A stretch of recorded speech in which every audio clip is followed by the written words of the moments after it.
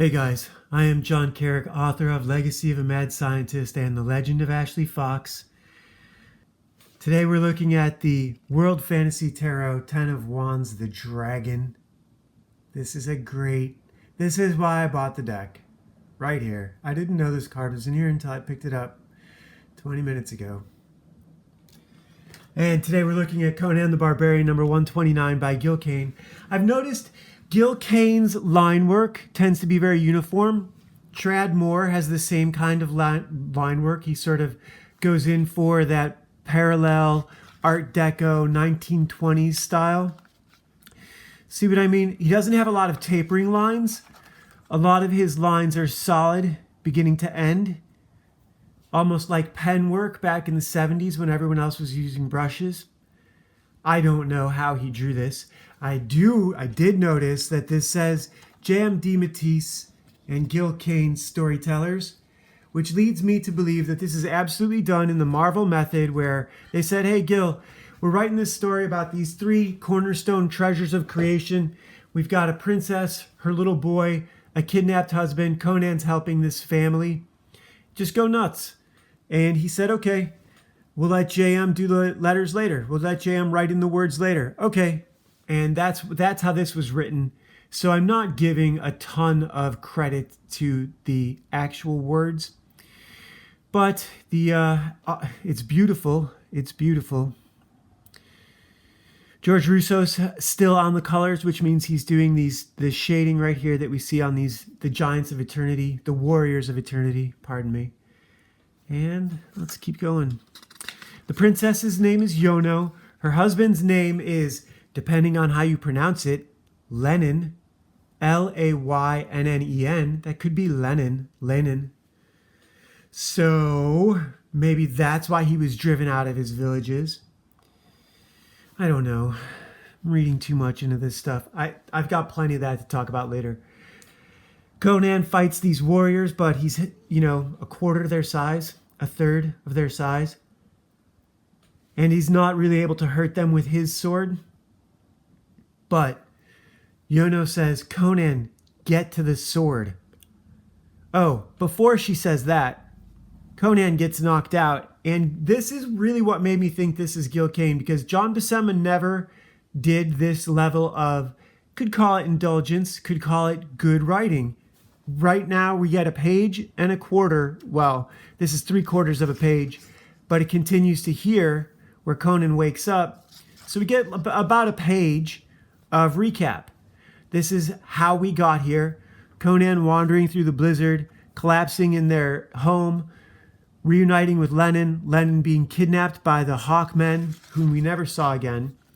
The wizard Paustus projecting himself, an image of himself, and assigning this task to Conan and Yono, Princess Yono, princess of creation. She's a big deal. She's like the Frost Giant's daughter. And Conan wakes up back in the thick of it. Look at that. So that slice to that slice is what we get a recap, about a page. I really want to leave this up for a second. I could go through these books in like 7 minutes. I think I heard Ethan say those 7-minute comic book reviews. I don't want to be that guy. But the challenges of life have me not drawing this past few days. Or writing. Gotta do what you gotta do. And here, Conan is no longer trying to attack them with his sword, but getting to this massive sword, pulling it free of its sheath, like a outsized King Arthur, really, And then, again, I want to leave this up for a second. I really love the cross-hatching. Kane is a little bit John Buscema and a little bit Barry Windsor Smith. His cross-hatching is very Barry Windsor Smith. His features are very Neil Adams. The jumping and the flow, Barry Windsor Smith did that too, but he's definitely got John Buscema's Conan build. Neil Adams' Conan hair. All these artists are a little bit different. So I thought The sword is shrinking to fit Conan, but no, Conan is growing to fit the sword. And I like the asymmetrical panels. This would have been so off the beaten path. I bet you so many editors are like, Gil with his diagonal panels again. Just like setting the stage for Rob and Todd and Jim Lee and those guys, Mark Silvestri, for comics to become what they are now, where it's wall-to-wall art with a bunch of inset panels, which is much similar to filmmaking if the size of the panel is the length of the cut in the sequence, right? Regardless, this is great dynamic Byrne Hogarth figures in action. Conan is their size. And there was a moment where it seemed like as he struck them down, he was actually getting bigger. But I don't think that's what's happening. Now, should get like this axe seems truncated for the image. I don't know what, I think some artists would object to that, and some artists would be like, nah, just get it done. And I, never having been a full-time comic book artist, can't really... Gil Kane does do the decapitations and the maimings, and here it looks like Conan's actually gotten a little bit bigger, but I think Conan's just absolutely laid waste to the warriors of eternity, made of clay.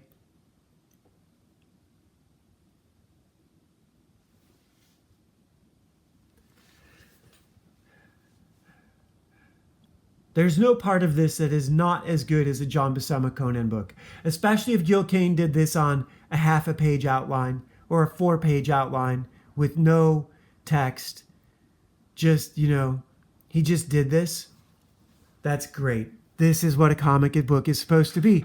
And what happened to these veterans? What happened to them? Thrown away by the industry. Well, what? Of course, what are you supposed to do? We're making the money, not them. If they wanted to make the money, then they'd own the publishing company.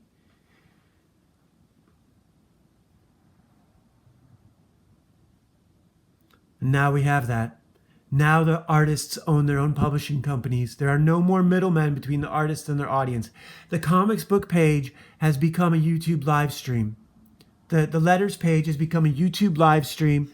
And the artists are interacting with their fans in real time while they produce their work. And is that capitalism? I don't know, but it's awesome.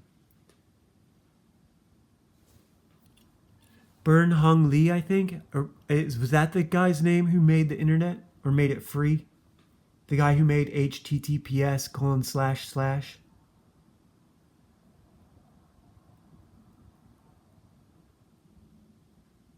Do I even need to tell you what's happening? Conan wins. They're worried. Conan shrinks down to human size. The sword is human size. Then we get a cut. Now, I don't like the cut, but this is illegal in novels, and I'm guilty of it. Now, you could say they're cutting to Lenin, or you could say they're cutting to Faustus. It doesn't matter. In a movie, the main character is clearly Lenin, but he's not a main character. He's a victim. He's talking shit. We get another diagonal cut. The floating city. Faustus zaps him. Let's see how you like it. And he's just, There's 2 ads. Did I miss the first one already? Okay, check this out. I was a kid when this was going on, and I think I probably would have watched Spider-Man and not Lone Ranger.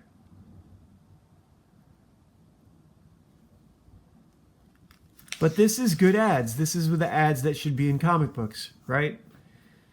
Saturday morning cartoons. Black Star. Zorro. 1 o'clock, I was way out of the house by, we were out of the house usually by then, by 9 o'clock. I think I only saw Spider-Man when I was really young. So, turns him into a chicken. We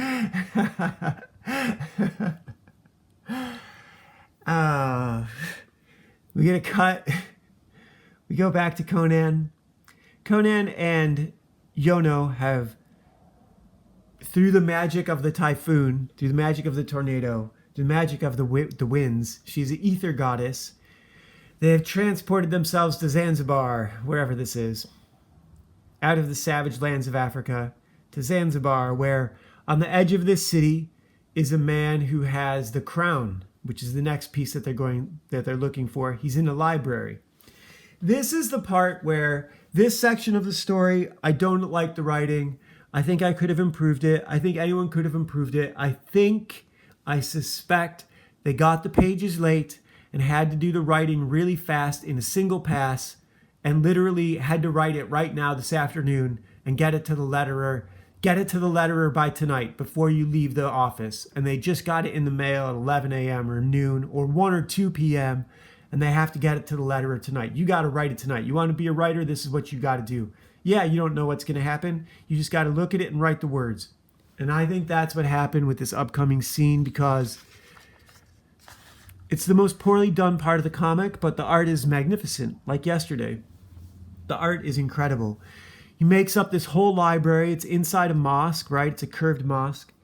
And he's on magic carpets. It looks like they're standing on his head, but they're really not. I think he's just pressed for space to make it look right. Here we see that they're not standing on his head, not quite. And Conan and Yono and the little boy have entered, and again, now you could say I don't understand the character of Conan, but Conan comes in and starts with threats and throws his sword. So there's a trope. That's a John Buscema trope. Neil Adams has done it too. Throws the sword. Doesn't even spin. It flies like a spear.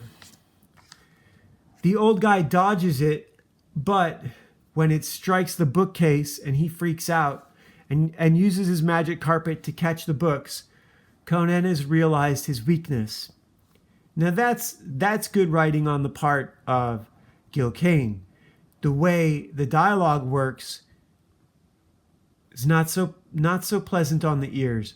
Conan's a little bit of a bully. He's very brash. The wizard doesn't give Conan cause to behave the way he does. Here Conan behaves like a bully. He's really a dick in this scene. That's what I'm objecting to. Conan is a fucking asshole in this scene. He behaves like a bully, and I suspect J.M. DeMatteis got bullied because he was a bitch of a guy, and he never did the work to be a real guy. You got to do the work. You can't just... Some guys can go through life and just be huge. The rest of us have to do the work. Patrice O'Neal died at what, 48? So the wizard's pissed. You didn't have to do that, you know? And Yono's like, Conan, knock it off. I can play him a game of chess. She doesn't say chess, but he agrees, and he knows her. And Conan's like... Conan is still being a bully, like, nah, we're going to do this my way. This is nonsense. She says, before we play, you got to show me the crown and prove that you still have it. So he brings it forth from the other dimension, Doctor Strange dimension, right? I'm really kind of going through this fast. The art is really good. Just, you guys are getting a better experience of it than I did because I read the words. I suppose maybe tomorrow I'll imagine if I'm, like Japanese and I can't read this language and just look at it for the art, because the words are where comics are so often failed. And here we get a little mist pink and black, right? That's still white. It's not supposed to be. I don't care. I just saw it right now. Anyhow. Again, that makes me think this was rushed because George Roussos is a flawless colorist. And maybe it's like this. Maybe it's surrounding her. It's a safe zone. Doesn't matter. They're sitting down to play chess. And the way they play, this is kind of cool. They didn't have to, Gil Kane didn't have to draw a bunch of nonsense. And J.M. DeMatteis did this right. Regardless of what Gil Kane did, this bit of the story is well done, and I have to give it up for the pair of them. It says in the narration that they sit unmoving for a way too long period of time. Conan gets bored, and then suddenly the wizard makes all the moves. It'd be like jumping all the pieces in checkers. and wins the game. And Conan's like, I don't care. I'm not having it. And he torches the bookshelves. Now, they could have written something in where the wizard was not a nice guy. The wizard is a nice guy in this. He's not a villain. Conan is the villain of this scene. Remember what I've said over and over and over again. Every scene has a main character, and it's the main character is determined by how the characters behave in the scene. And the main character is determined by who the audience identifies with. The audience will identify with the character who behaves in the most integrity and most honorable way. In this scene, it's the wizard. So when the scene starts, you may be attached to Conan and Princess Yono because you know them, but that doesn't mean they're the heroes of this scene. If you just showed this to anyone who doesn't know anything about anything, and they just played this one scene, the wizard is at home in his library, two foreigners, an Arabian wizard is at home in his library in Mecca or wherever, Zanzibar, and a white man, a white barbarian, and an Asian girl break in. He knows the Asian girl, but the white guy starts threatening him. And he's like, this is unnecessary. He's throwing swords around. You know what I mean? So the wizard is the good guy in this scene. And Conan burns his home. The wizard hasn't done anything wrong. And Conan comes in and burns his home. So I can object to this style of writing. This is not the character of Conan. That's not who he is, but it is who he is in this one. And he climbs up the bookshelves. We get a Spider-Man hostess. I really might do that. Maybe if I could get the licensing, that'd be a cool book to publish. All the hostess comics of the 70s. What I need to do is go find all the digital versions of these and get licensed to the high quality photography. Conan climbs up the bookshelf, catches the crown. She catches him on her carpet. They flee while the wizard tries to put out his books. And Conan basically, he says goodbye, but hey, let's read that for what it is. That's a FU if I ever read one. The wizard, however, blocks their exit. Sort of like the jewelry store where they can hit the button that locks the bulletproof door. And Conan and the girl are now trapped in this inferno with the crown and the sword. And next, the stunning conclusion to the creation quest. So Conan's got some karma in his future. Conan the Barbarian 129. It's a really, again, this is a good comic. I'd say this is an 8.5 out of 9. I would bust it down for Conan being a dick with the wizard, and I would bust it down for a couple other little things that I can't even remember right now. Hey guys, I am John Carrick, author of Legacy of a Mad Scientist and The Legend of Ashley Fox. Before I get into everything I want to talk about, I'm going to take a couple minutes to plug these. Because I'm seeing all this chaos going on around me, and this is my job. This is why I'm out here. Ashley Fox is very much Laura Croft or Abby Chase or Aeon Flux. She's not Barbie, but she's also not barbed wire, okay? There's plenty of hero characters in these stories. She's surrounded by a gang of Spec Ops guys that her dad turned into immortal soldiers. These stories, it's a fish out of water a little bit, but, you know, that's because you've got, think of Gina Carano. Gina Carano, so I worked as an assistant editor on her first movie, Fight Girls, where she was in Indonesia doing Muay Thai. And she was still thin then, and she had long black hair, and she actually looked a lot like Ashley Fox would look. And she was a fighter. So this is a good story, and I'm super proud of it, and I can't wait to get back to working on it some more. Today we're looking at Conan 129. And you know what's interesting Princess Yono in here with her son is nothing like Bellet and nothing like Red Sonja, and Bellet is nothing like Red Sonja, and Valeria and Bellet are not the same, and Valeria and Red Sonja are not the same. And Abby Chase and Valeria and Bellet and Laura Croft, they're not the same. They're not the same people. I suppose Abby Chase and Laura Croft are kind of interchangeable, but Danger Girl was a derivative comic when it started out. It was just better than the originals. You can do derivative comics, but they have to be really, really good. They have to be better than the original. I've never watched Invincible. Watchmen is a derivative comic, but you could argue that it's better than the original. It had something to say that you couldn't say with the originals because it was a final story.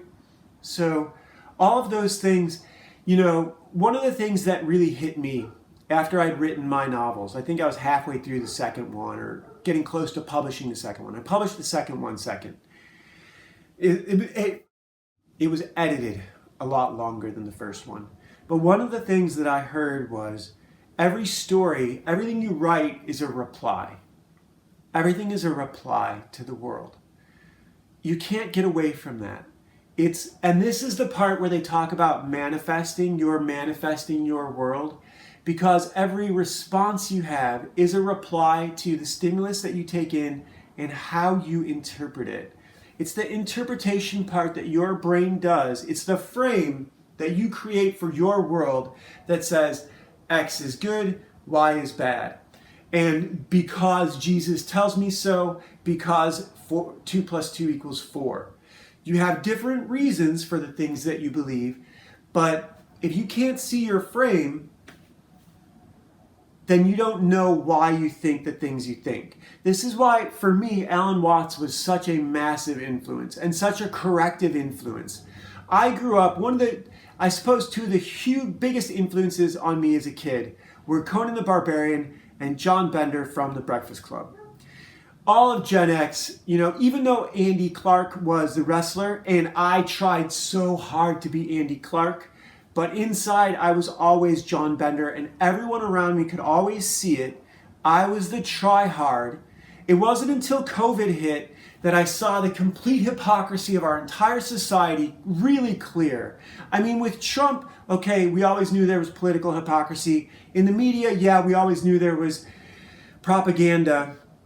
But when you saw it in medicine and science, you always knew it was in science because of the budgets, and you always knew it was in the universities because of the long march to the institutions. But to see it in medicine, and now we're seeing it in engineering. Engineering is now collapsing. Our infrastructure is collapsing because our society has been poisoned by DEI woke politics, and they're putting literal retarded people into jobs that need 130 IQ. So that's why it's that simple. And someone with 130 IQ can be happy anywhere. Someone with 80 IQ is never going to be happy no matter what you do for them. So I had a point. Oh, here's my point to all this. Here's another point to all this. I know I had a track that I completely lost. Somehow it applies to Conan and, oh yeah, hot girls in fiction. A little bit. But that's just what I'm doing. That's my self-absorbed sort of, the part where I make it all about me. This conflicted card, the 10 of Spades. Gordon and Sarah are a couple after the collapse of the world, and she really wants a baby. Okay, but you have to be somewhere safe. You can't, and they're in a big city. This talks about being in a big city and what happens during the collapse in a big city. You have to get to somewhere safe. This is The Road by Cormac McCarthy. If you guys haven't read any Cormac McCarthy, if you guys don't read, Clifton Fademan, the guy who Cliff Books is named after, wrote something called the Lifetime Reading Plan, and it was a book that had each chapter, it was like 50 or 100 books that you should read in your lifetime. And this came out in the 50s, 60s, something like that, before Cliff Notes hit in the 70s and 80s. I think they really hit in the early 80s. Those little yellow, black, and white striped books that everyone used to summarize Dostoevsky and Tolstoy and shit that they didn't want to read, even Steinbeck, because they're lazy fuckers. That world the written word, you know, people not reading, people not having a sense of what they should know and not knowing about. You have to get to somewhere safe. Cormac McCarthy's The Road. You guys haven't read him. His stuff barely gets made into movies, Matt Damon movies. No one's ever going to make Blood Meridian or Evening Redness in the West. The Road got made into a movie, but people don't like those kinds of movies. And Charlize Theron bailing on the husband in the middle of it all. You wouldn't want to have that happen at the end of the world. So you have to get to a cattle ranch in the mountains, a self-sustaining place with its own water source, or you don't have to, all you have to worry about is the winter, and you can build a perimeter fence and patrol a perimeter fence. A mountain is the perfect place. Whether or not it has a lake, it'll probably always have its own ecosystem, water, you know what I mean? It's a big patrol, you know, that's a lot of people. It's much easier to set up a ranch on a plateau on a mountain. There's lots of things. Lots of things you can do. But how does this relate to me? How does this relate to Comicsgate? How does this relate to growing up as Johnny Bender and realizing that all of society is a lie? Growing up as the try-hard Andy Clark, right? So those two characters, if you guys don't know Breakfast Club, and plus Anthony Michael Hall was the nerd, and I was the nerd in a body of John Bender, with the physical abilities of a nerd and the aspirations of Andy Clark. And I didn't care if I hooked up with Molly Ringwald or Ali Sheedy. They were both beautiful to me. Ginger or Marianne, the goth girl or the preppy. Claudia Schiffer wasn't in that movie, but, you know, Stacy Keibler wasn't in that movie. I married one of the most beautiful girls I ever met, and while we were together, we were out at a party where I met Jessica Biel. And Jessica Biel is the most beautiful girl I've ever met. My girlfriend was taller and easily just as pretty. And we were only boyfriend, well, we were, you know, together then, but we did get married. So I did all right for myself, you know. I'm not complaining. Despite being almost physically handicapped as a child, I got through the Marine Corps. I worked through it.